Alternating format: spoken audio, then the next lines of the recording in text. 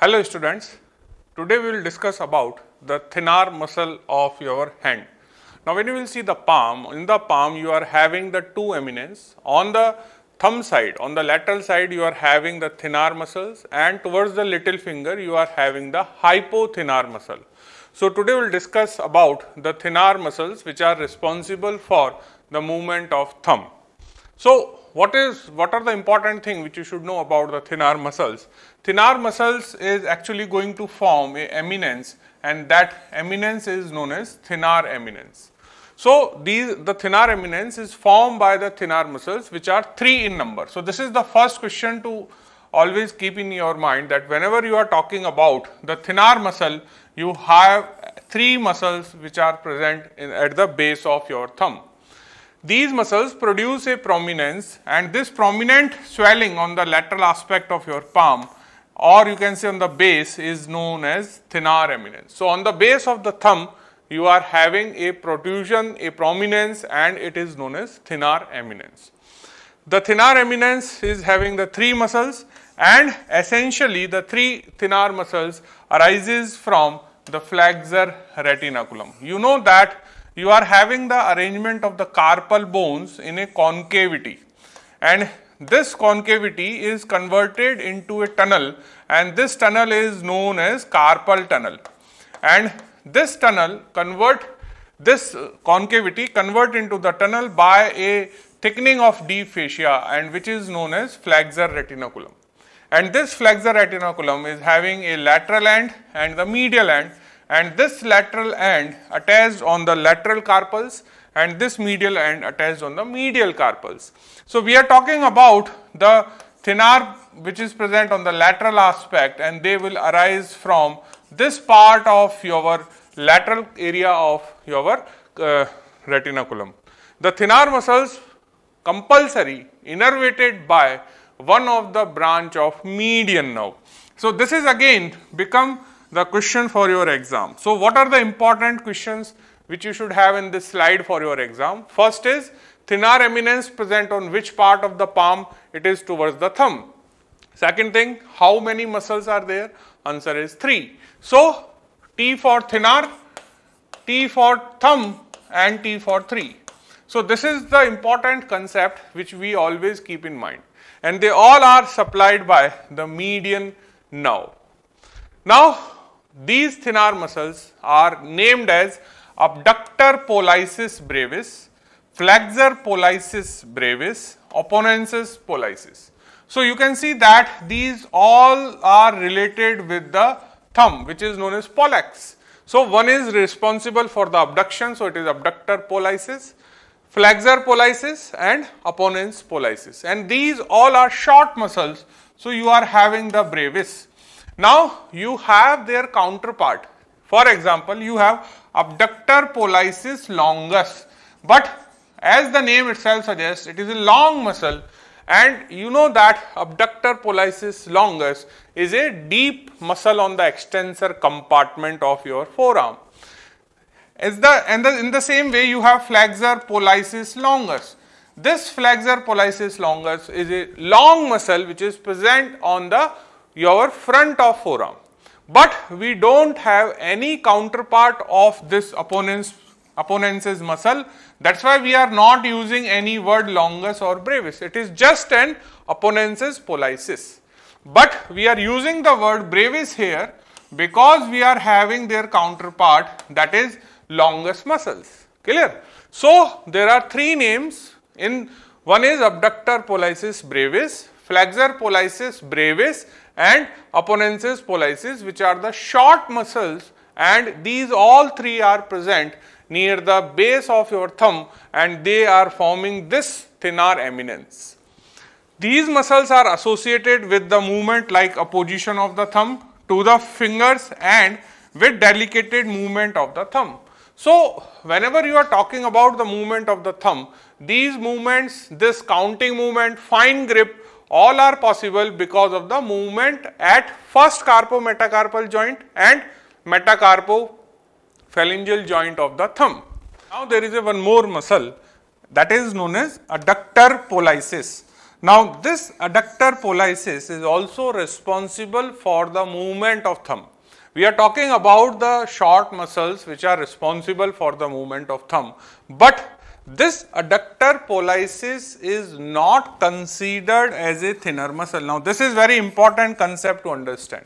Now, here in this diagram you can appreciate that these are the two parts of your adductor polysis. But adductor polysis is going to form a part in this hollow area of your palm. It is not responsible for this area where you are having the prominence which is known as thenar eminence. So, whenever we are talking about the thenar muscles, it is particularly the muscle which are responsible for this eminence. Now, the adductor polysis, though it is responsible for the movement of thumb, but still it is not considered as a thenar muscle because it is not present in this area of your palm. Clear? So, I hope now you are having this concept in your mind that there are two Brevis muscles, one Opponens, and the adductor polysis is not considered as a thinner muscle. But if I am talking about name the short muscles which are responsible for the movement of thumb, then and then only we will consider adductor polysis. But if I am strictly asking about the thinner muscle, then you should not include this adductor polysis. Now, here if you will see the muscles which we are talking about, there are three muscles. So, this is the first muscle, and this muscle is most superficial thinner muscle, and this muscle is known as Abductor Polyesis brevis. This is Abductor Polyesis brevis. Now, just below this Abductor Polysis, you will find a muscle which is more on the inner side of this muscle, and this is your Flexor Polysis brevis. Now, you are not able to see the Opponens Polysis because Opponens Polysis is a deeper muscle in the thinner side.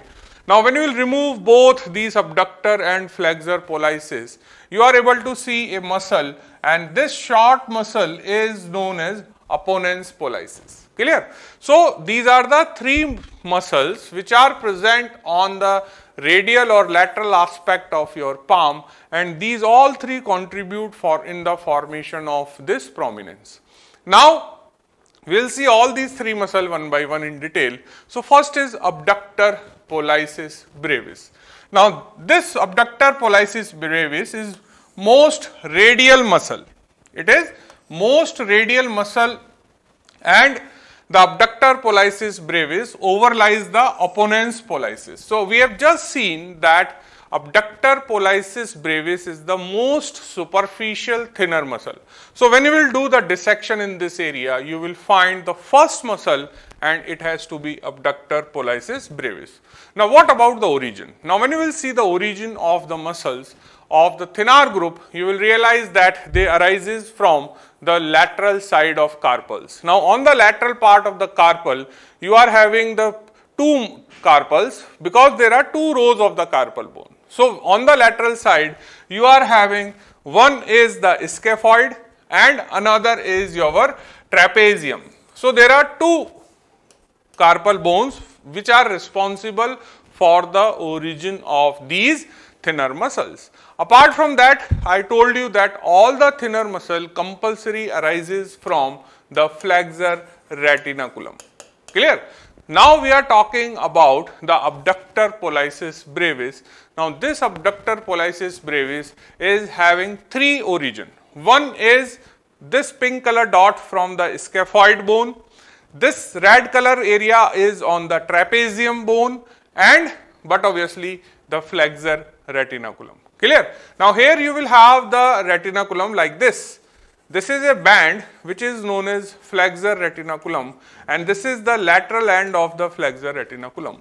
So, these 2 points of the attachment of your Flexor Retinaculum also giving origin to the fibers of this muscle which is known as Abductor Polysis brevis. So, it is arising from the tubercle of the scaphoid bone and the crest of trapezium bone plus from the Flexor Retinaculum.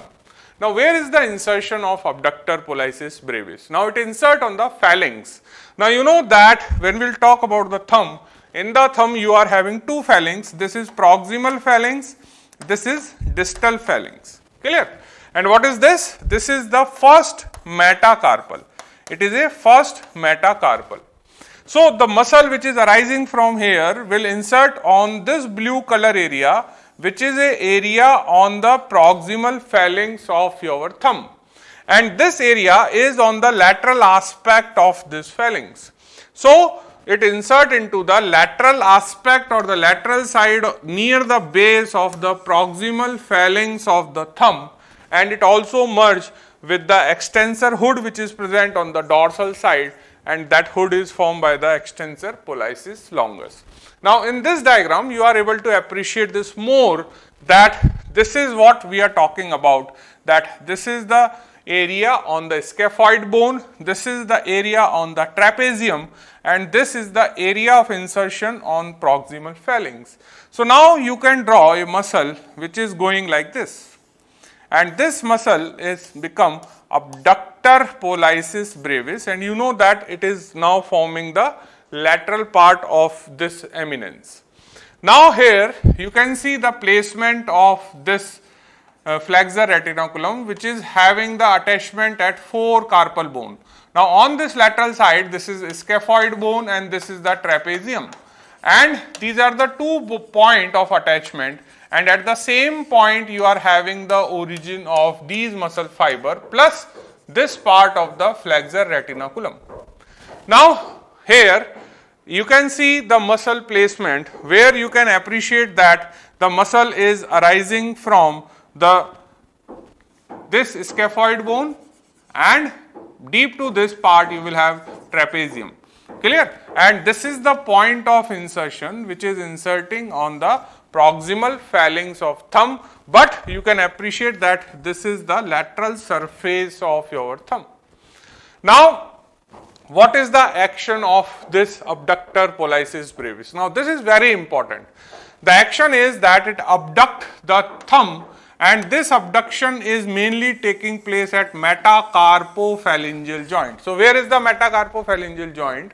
This is your thumb and this is your proximal phalanx, and this is metacarpal, and this will become Metacarpophalangeal joint. So, this joint is known as Metacarpophalangeal joint. Now, this joint which is on the base of metacarpal, this is your metacarpocarpal. It is a joint between the carpal bone and metacarpal, and this is a joint between the carpal and first metacarpal. So, it is known as first carpo-metacarpal joint. So, this bone is making 2 joints, one near the base, one near the head. Near the head, this is your joint is known as metacarpophalangeal, and this joint is known as carpo-metacarpal joint.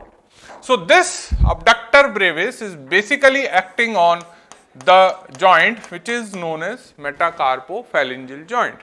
Now, the abductor moving the thumb in a plane which is right angle to the palm. Now, this is very important. Now, whenever we are talking about the abduction, now abduction means that suppose I have to touch the pen with my thumb, then I will take the thumb like this. Now, this movement to touch the pen is known as abduction. Now, when you will see the profile view, you can see that my thumb is almost become perpendicular to my palm. So, the action is perpendicular to the palmar plane. It is not in the same plane. If I am moving my thumb in the same plane, then it is known as flexion. But I am not doing this flexion, I am taking it perpendicular to touch my pen. So, when I am touching this pen, I am taking the thumb perpendicular. But if I am moving the thumb in the same plane, then it is known as flexion. So, abduction is possible because of Abductor Polyesis brevis, and it moves the thumb in a plane which is right angle to the plane of palm. So, here in this diagram you can see that this is the plane of your palm and the thumb is going almost right angle when you are doing this kind of movement. Clear? Now, what about Flexor Polyesis brevis? Now, Flexor Polyesis brevis is also taking origin from the trapezium and Flexor Retinaculum. It is not taking origin from the scaphoid. So, what is the first basic difference between the origin of the Flexor Polyesis brevis and Abductor Polyesis brevis? That Abductor Polyesis brevis arising from scaphoid and trapezium, while Flexor Polyesis brevis arising only from trapezium. So, this is the first and most important thing. Now, almost it is also taking insertion at the same near the insertion of abductor on the phalanx. So, whenever you are reading your Thenar muscle, there are two basic concepts which you have to understand. First, that Thenar muscles which we are reading, they are 3 in number, arising from the carpal bones, and the answer of this is it may be scaphoid or trapezium. And when we are talking about the insertion is at 2 places. One is at the proximal phalanx or at first metacarpal. Now, when you are talking about the Abductor Polysis brevis, it is arising from the trapezium and scaphoid, and it is inserting on the proximal phalanx. Now, when you are talking about the Flexor Polysis brevis, it is arising from the trapezium and it is again inserting on the proximal phalanx. So, when you will see the origin, now the Flexor Polysis brevis is also having the origin by 2 head. Now, some author says that the main origin which comes from the trapezium is known as superficial head of the Flexor Polysis brevis. Apart from that, it is also having the origin from nearby carpal bones, and that is known as deeper origin or deep head of Flexor Polysis brevis. Now, here you can see that this red color area is the main origin of Flexor Polysis brevis from the trapezium, and these areas from the adjacent carpal bones are giving origin to the deep head. So, the main muscle will come here and it is joined with these additional fibers, and ultimately they will again insert on the proximal phalanx of your thumb. So, now there is one more important question, that near the insertion there is a presence of sesamoid bone. Now, this is the question for your exam, that name the sesamoid bones present in the tendons of which muscles. So, you have the largest sesamoid bone like patella in the quadriceps femoris. Now, there are some small sesamoid bones. So, you can see that this is one sesamoid bone, this is the second sesamoid bone, and these sesamoid bones are developed in the tendon of Flexor Polysis brevis. So, the muscle will take origin from the trapezium mainly, which is the superficial head, and these are the deep head of this muscle, and ultimately muscle will insert on the proximal phalanx, and in between it will have the 2 sesamoid bone. So, it insert on the proximal phalanx at the lateral side, and there are presence of sesamoid bone. Now, the Flexor Polysis brevis flex the metacarpophalangeal joint. So, what is the action? It again acting on metacarpophalangeal joint. So, this muscle is again acting on the same joint. Clear? Now, we have the third muscle is Opponenses Polysis. Opponenses Polysis lies deep to these 2 muscles. So, when you will see the dissection, you will find first is Abductor Polysis brevis, then you will have Flexor Polysis brevis, and deep to that you have Opponenses Polysis. Now, this Opponenses Polysis, I told you that these Thenar muscle either arises from the scaphoid or trapezium.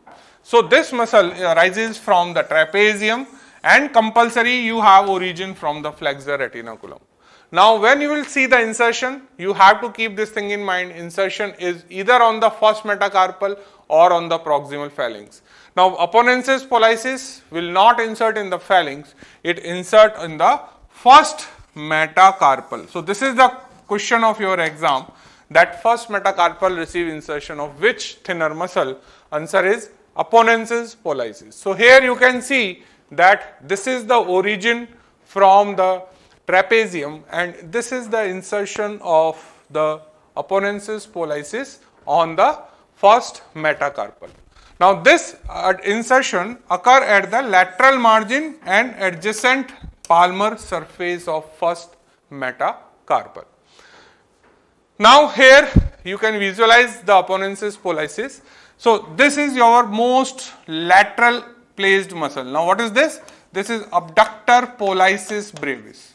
Now if you will remove the Flexor Polyesis Brevis, you can now visualize this muscle which is Opponenses Polysis. Now if you will see the isolate view of the Opponenses Polysis, you can find out the muscle which is attached on the metacarpal, not on the phalanx of the thumb.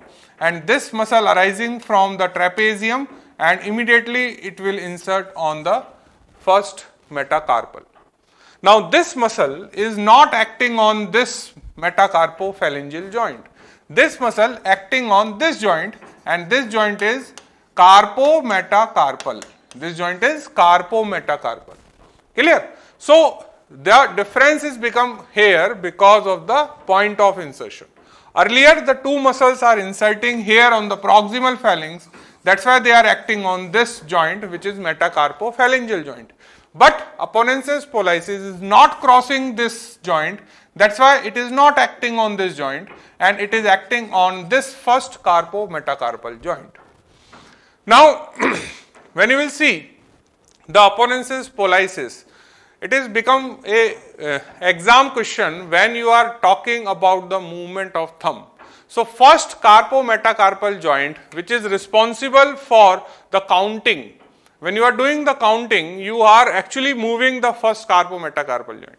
So first carpometacarpal joint which is present here is, you can do the opposition of the thumb towards your finger because of this muscle only. Clear? So the Opponenses Polysis is actually rotating, and what it is rotating? It is rotating the first metacarpal bone. So it is producing the rotation and it along with the flexion of metacarpal on the trapezium. So where is the action? Action is taking place at first carpometacarpal joint. So action is taking place at first carpometacarpal joint, and what is the action? The action is that the rotation of first metacarpal, and rotation is taking place in such a way that it is bringing the pad of your thumb into the position facing the pad of your fingers. What does it mean? When the rotation is taking place, now this pad of thumb is now facing towards the pad of the finger by the rotation. Clear? So this opposition towards the finger is possible by the rotation of thumb, which is produced by the action at this joint which is known as first carpometacarpal joint, and chiefly it is produced by Opponenses Polysis. Clear? No doubt the Adductor Polysis is also helpful in this action, but we are not considering the Adductor Polysis as a Thenar group. Now what about the nerve supply of these muscles? So all of them supplied by the median nerve, which I already told you. Basically they are supplied by the T1 root, some will, and there is some contribution from C8. But the Opponenses Polysis is also having dual supply from the deep branch of ulnar nerve. So what is the basic supply? Recurrent branch of the median nerve. But the Opponenses sometimes also have the supply from deep branch of ulnar nerve. Now we will see the action here. Now this is first the action of Abductor Polyesis Brevis. Now when you will see the Abductor Polyesis Brevis, you can see that this is taking the thumb at right angle to the palm. Clear? And the action is taking place at carpometacarpal joint and also at metacarpophalangeal joint. But the main thing is that whenever you are talking about the abduction, you have to bring your thumb at right angle to the plane of the palm, and which I told you that the easiest example is that you have to touch the pen. So when you will do this movement, you are actually doing abduction of your thumb. Now what about the flexion? Now I told you that flexion will take place in the same plane. So here you can see that this flexion is occur when the thumb is in the same plane. It is not going right angle to the palm, it is remain in the same plane. So this movement of the thumb is in the plane of your palm. So it is known as flexion of the thumb. Clear? Now, here these are the two images where you can appreciate the difference, that this is right angle to the plane of the palm, while it is taking place in the same plane of the palm.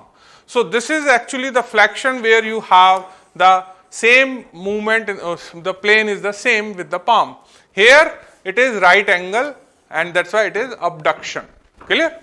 Now, what about the opposition movement? Now, here you can see that this muscle is known as Opponenses Polysis, is responsible for the rotation of this bone, and the rotation is taking place at this joint, which is known as first carpo-metacarpal joint. So, at this point you have the rotation of your first metacarpal, and the rotation is taking place inside, and the inner rotation is responsible for your pad of thumb to face towards the pad of your other fingers. Clear? Now, here you have the three diagrams. Suppose I will give you the three diagram, and now we will have the question, identify all the three thinner. So, how to identify? So, first you have two knowledge about the origin and about the insertion. What we have about the origin comes from scaphoid, trapezium plus flexor retinaculum, and when we will have the knowledge about the insertion will take place on the proximal phalanx or on the first metacarpal. Now, we have to now just check all these knowledge here in these three diagrams. Now, when you will see this first diagram, what you are able to understand, that this is your first metacarpal, this is your phalanx. Now, the muscle is inserting on the metacarpal, and this is your scaphoid bone, and this is your trapezium. Now, you know that trapezium is giving origin to two muscles, Flexor Polyesis Brevis and Opponenses Polysis. So, on the basis of the origin, this muscle can be Opponenses Polysis or Flexor Polysis, but when we will check the insertion, it is inserting on the first metacarpal, it is not crossing the Metacarpophalangeal joint, and this muscle become Opponenses Polysis. But when you will see the second image, what we are able to understand, that again this scaphoid muscle is not giving origin to this muscle. This muscle is again arising from the trapezium, and after taking origin, it is inserting on the phalanx, not on the metacarpal, and it is crossing this metacarpophalangeal joint. So, this has to be the Flexor Polysis Brevis. Now, we have the third image where you can see that the muscle is arising from this scaphoid bone as well as from trapezium. You are not able to see the scaphoid, which is very well clearly visible in this diagram.